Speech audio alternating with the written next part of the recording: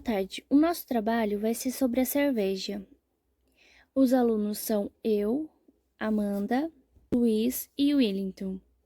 E a professora da matéria é a Carol. É o fluxo agora. Bom, começa com a colheita da cevada, que é para a produção de malte, que é uma das etapas mais importantes, pois tem que ter em vista as características que os grãos devem apresentar para que sejam considerados adequados a essa finalidade. Em a etapa de recepção e seleção. Quando chega a cevada nas maltarias, em grandes caminhões ou em vagões de trens, é necessário controlar sua qualidade, na maior parte dos casos, de forma imediata.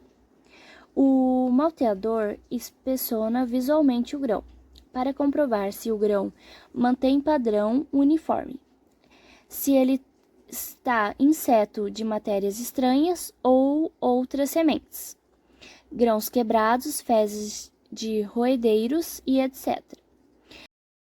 E logo depois vem a limpeza dos grãos. A limpeza constitui de uma operação breve de maltagem. São utilizados peneiras e ventiladores para retirar a poeira, pedras e restos de planta, insetos, sementes estranhas e grãos quebrados estragados.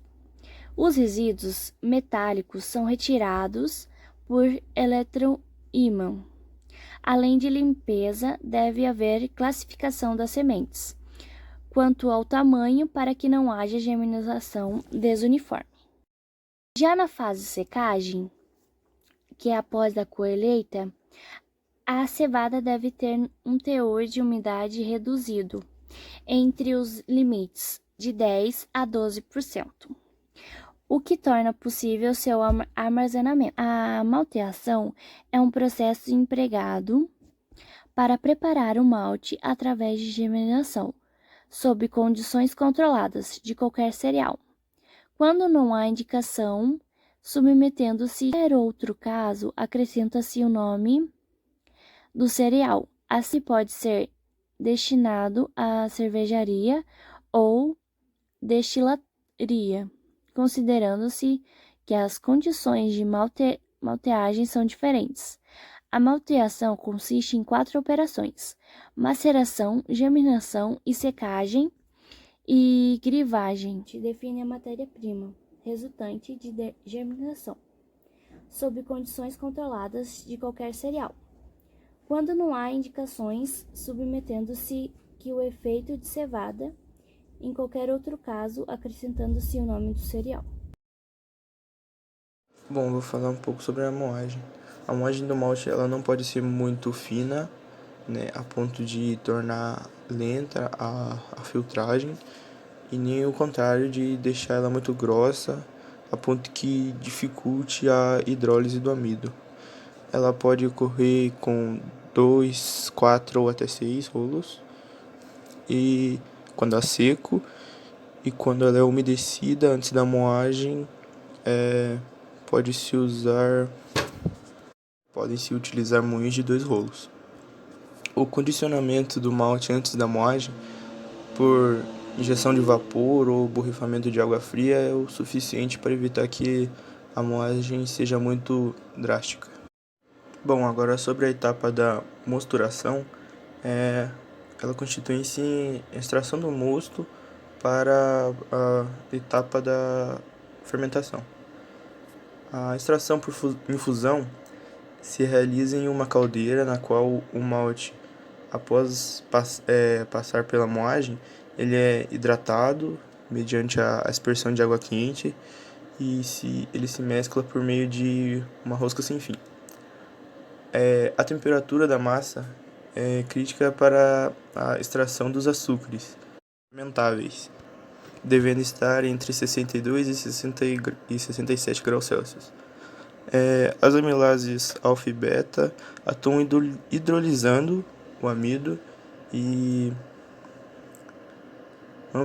amilopectina para liberar os açúcares fermentáveis. Vou falar sobre a filtração. Após a solubilização do amido na etapa anterior, é realizada a filtração do mosto. Ocorre a sedimentação natural de todas as partículas presentes no mosto, o que é resultante da aglutinação, né, da casca com os resíduos do processo. A remoção do mosto limpo é efetuada por gravidade após do bagaço nas tintas de filtração, que possuem fundo falso, tipo peneira. Pode ser feita também com filtros de prensa através de panos de algodão ou nylon. O relevante para a escolha do método de filtragem é a recuperação do extrato, que deve ser máxima, né? O bagaço deve estar bem esgotado no final da filtração, o que significará que a operação de filtragem foi bem sucedida. A fervura do mosto a 100 graus Celsius com adição de lúpulo tem como objetivo a estabilização da sua composição através da inativação das amilases e das proteases, que são causadores da coagulação das proteínas, que se precipitam e têm flocos denominados TRUPS. Esse processo ele leva em torno de 60 a 90 minutos, e os outros efeitos do processo são a aromatização, a concentração e a esterilização, além da caramelização. A etapa do resfriamento do mosto, ela é feita em trocadores de calor também. A temperatura normalmente decresce de 80 graus Celsius a mais ou menos 10 graus Celsius. Nesta fase, precipitam-se complexos de proteínas com resinas e taninos. A fermentação alcoólica é a transformação dos açúcares fermentáveis do mosto em álcool, gás carbônico e calor. Pode-se dividir em 3 etapas. A primeira é a fase de adaptação. São as primeiras horas da fermentação e é quando a levedura se adapta ao meio. A segunda fase é a fase de multiplicação. É quando a levedura se multiplica, havendo uma grande produção de calor e gás carbônico. Essa fase depende da temperatura do mosto, do teor de açúcares e principalmente da aeração do mosto. A terceira fase é a fase da fermentação.